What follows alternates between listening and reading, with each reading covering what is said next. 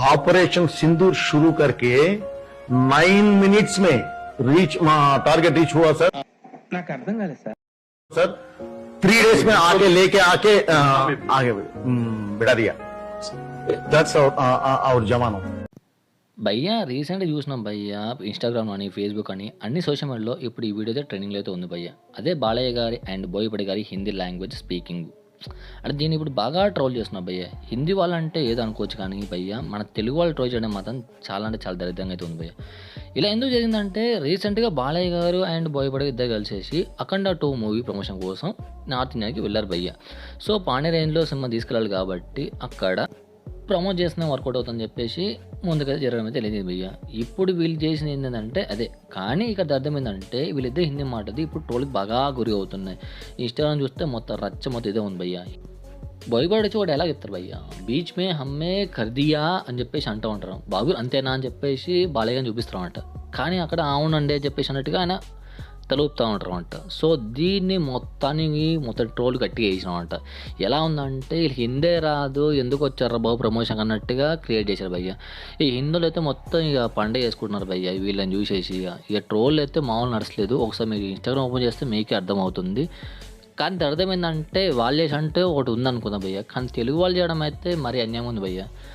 సరే వాళ్ళు కనీసం ట్రై చేశారు భయ్య. మీరు వెళ్ళి ఏమైనా పీకారా లేదు కదా. ఆల్రెడీ హిందూ వాళ్ళకి మనం అంటే పడదు భయ్య. అలాంటిది మళ్ళీ ఇక మీరే రచ్చ చేస్తే ఇక వాడని కూకుంటాడు ఇంకెక్కువ వేయడా మీరే అర్థం చేసుకోండి. నాకు అదే అనిపించింది. ఇది కరెక్ట్ కాదనిపించింది భయ్య. కనీసం వాళ్ళు ట్రై చేస్తున్నారు మాట్లాడడం కోసానికి. అంటే హిందీ రాకపోతే అది పాపం మామ. వాళ్ళ లాంగ్వేజ్ వాళ్ళది భయ్య మన లాంగ్వేజ్ మనది. ఆ తెలుగు మాట్లాడని చెప్పు నేను చూస్తా అది మాట్లాడొస్తుందా లేదు కదా. మహా అయితే నమస్కారం అంటాడు కదా ముజకు హిందీ నై మౌలం భయ్ మేము హిందీ మే బోల్ కరుంగా అని చెప్పేసి చెప్తా ఉంటాం అన్నమాట ముచ్చట.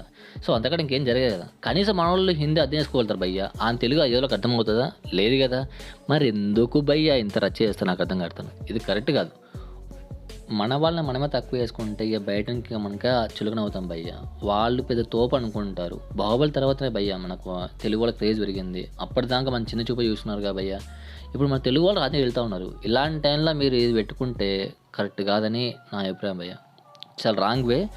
మీకే అనిపించిన కింద కామెంట్లు చెప్పండి భయ్య. కింద మీరు కామెంట్ చూస్తుంటే నాకు ఇష్టం అయితే కనిపిస్తుంది అనమాట. చాలా పాజిటివ్ అయితే పెడుతూ ఉన్నారు.